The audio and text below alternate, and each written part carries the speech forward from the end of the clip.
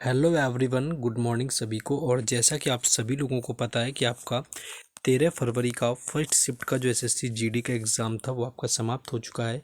और आप लोगों को पता है कि मैक्सिमम जिन शिफ्टों का मैं एनालिसिस नहीं करता हूं उनके मैं सारे क्वेश्चन आपको टेलीग्राम चैनल और व्हाट्सएप चैनल पर आपको प्रोवाइड करा देता हूं। तो आपको जाकर के वहां से भी जुड़ जाना है, उन दोनों के लिंक डिस्क्रिप्शन में दिए गए। बाकी जितने शिफ्टों का हो पाता है मैं खुद एनालिसिस यहाँ पर आपको करवा रहा हूँ। तो बस आपको वीडियो को ज़्यादा से ज़्यादा शेयर करना है, लाइक करना है, चैनल को सब्सक्राइब कर लेना है। चलिए पहले क्वेश्चन में आते हैं। पहला क्वेश्चन पूछा गया कि द्रोणाचार्य पुरस्कार कब शुरू हुआ था। देखिए द्रोणाचार्य पुरस्कार की बात करें 95 इसका राइट आंसर था। 1985 में जो है इसका शुरुआत किया गया था। और ये किसी भी खेल के जो कोच होते हैं उनको ये प्रदान किया जाता है। इस चीज़ को याद रखना कि किसको दिया जाता है, कई बार ये भी पूछा गया है।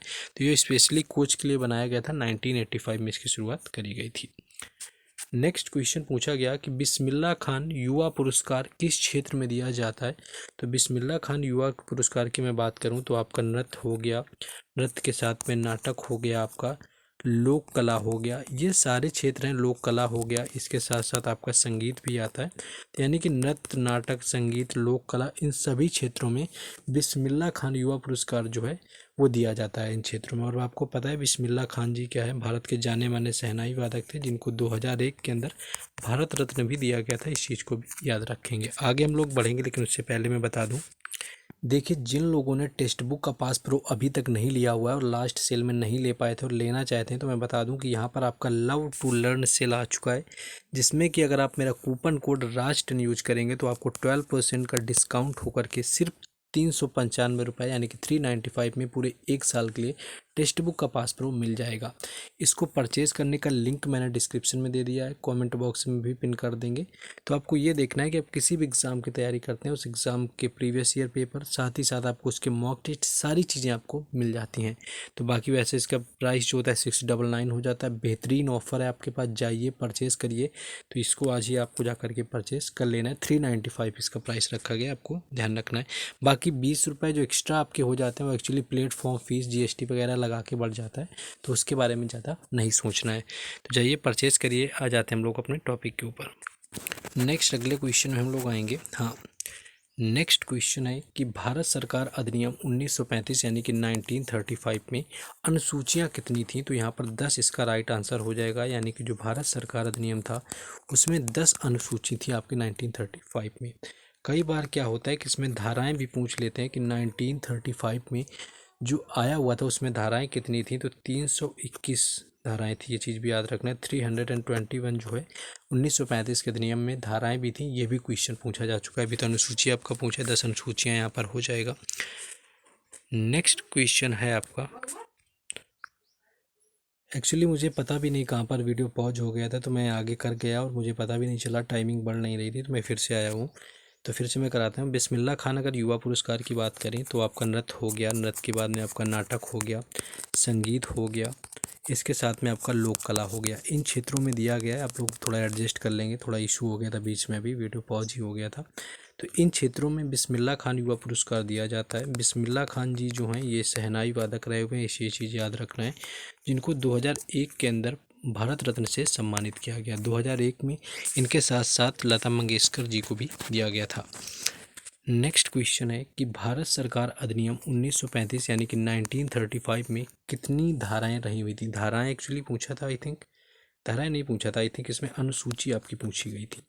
अनुसूचियाँ पूछी थी तो कुल 10 अनुसूची थी। इस चीज़ को भी याद रखना है, 10 अनुसूची आपकी थी 1935 के अधिनियम में। लेकिन अगर आपसे धाराएं भी पूछे तो ये 321 थी। ये क्वेश्चन पहले भी आ चुका है। 321 धाराएं थी उन भारत सरकार अधिनियम 1935 के अंदर और कुल 10 अनुसूचियाँ रही हुई थी। ये क्वेश्चन आपका पहले भी पूछा जा चुका है।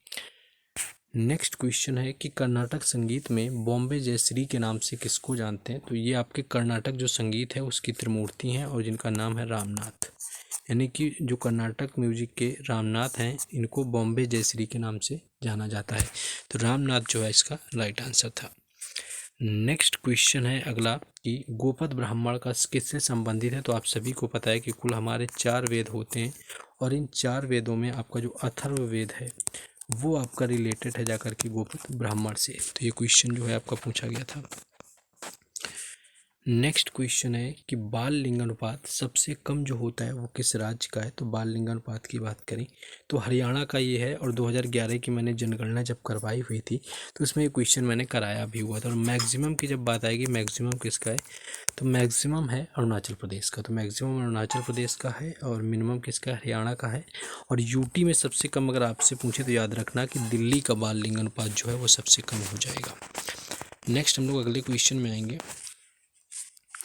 नेक्स्ट क्वेश्चन है कि बंगाल का विभाजन किस वर्ष रद्द किया गया था। देखिए रद्द किया गया था आपका 1911 में, यानी कि 1911 में बंगाल का विभाजन जो है ये रद्द किया गया। और दूसरी चीज़ याद रखना है, ये आपका हुआ कब था, तो 1905 में हुआ था। और करने के समय पर जो वायसराय थे वो करजन थे, कई बार पूछा जाता है। तो करजन के समय पर 1905 में बंगाल का विभाजन होता है और फिर से इसको रद्द किया जाता है जाकर के 1911 में। तो इसको याद रखेंगे। नेक्स्ट क्वेश्चन हम लोग आगे आ जाएंगे।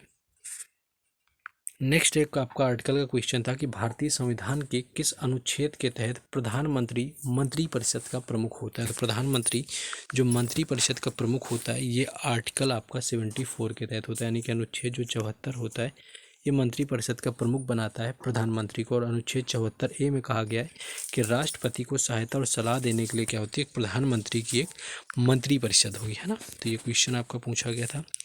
नेक्स्ट एक क्वेश्चन पूछा था कि उत्तर भारत का शास्त्रीय नृत्य कौन सा है। तो कथक इसका राइट आंसर हो जाएगा। ये उत्तर भारत का है।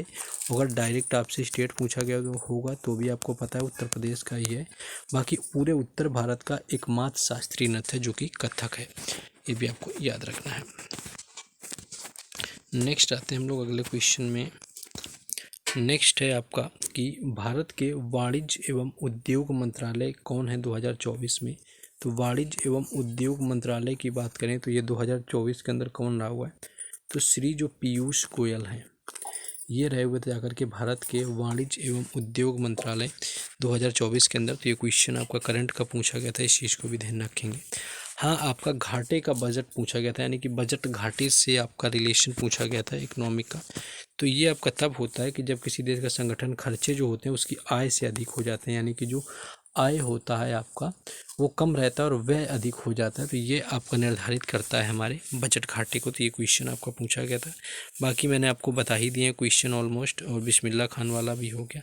हाँ, एक ISSF में इंडिया के मेडल पूछे हुए थे, ये क्वेश्चन आया हुआ था। एक कोई बिल से क्वेश्चन था कि लैंडिंग बिल लोकसभा में 2024 में किस मिनिस्ट्री ने पेश किया हुआ है। आर्टिकल 74 हो गया जा करके। एक केमिस्ट्री का आपका था क्वेश्चन। तो ये क्वेश्चन थे। बाकी मैं कोशिश करूँगा, हाँ, अफगानिस्तान से कितने % हिंदू का जो है पलायन हुआ है। तो ये सारे क्वेश्चन जो होते हैं मैं आपको पूरे कॉपी पेन से अच्छे से लिख करके बाकी सारे जो होंगे वो मैं आपको प्रोवाइड करा दूंगा जा करके टेलीग्राम चैनल पर, व्हाट्सएप चैनल पर। तो उनसे जा करके जुड़ जाना, लिंक डिस्क्रिप्शन में है। टेक्स्ट बुक परचेज़ करना जो लोग चाहते हैं वो जा करके परचेज़ कर सकते हैं। आज के लिए आपका ऑफर है। मिलते हैं नेक्स्ट वीडियो में। जय हिंद।